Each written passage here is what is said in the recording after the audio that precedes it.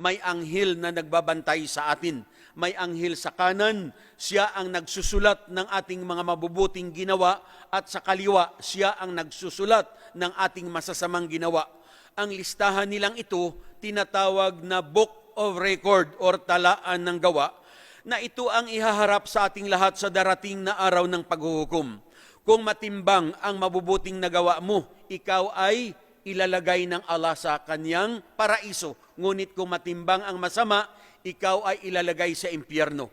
Lahat ng ginawa ng tao, it may be good or bad, walang nakalalampas. Ang lahat isinusulat ng anghel na nagbabantay sa atin. Ngunit mga mahal na kapatid, huwag nating isipin na kumot may anghel na nagsusulat ng ating mga ginawa, hindi nalalaman ng Allah ang ating mga ginawa. Of course, alam na alam ng ating tagapaglikha.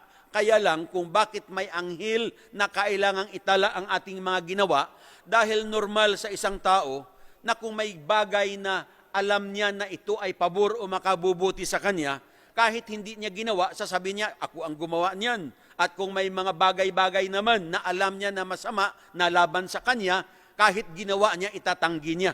Ngunit sa araw ng paghuhukom, anuman ang ginawa mo, mabuti o masama, walang makakalampas, ang lahat ihaharap sa iyo. So, ang pangatlo na paniniwala sa Islam, ang maniwala sa lahat ng orihinal na kapahayagan o mga revelasyon na ipinadala ng Allah sa kanyang mga propeta.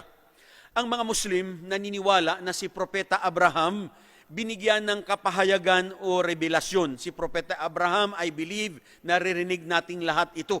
Siya ang tinaguriang ama ng mananampalataya. So si Abraham, pinadalhan siya ng Allah ng kanyang revelations, ang tinatawag na Scroll of Abraham.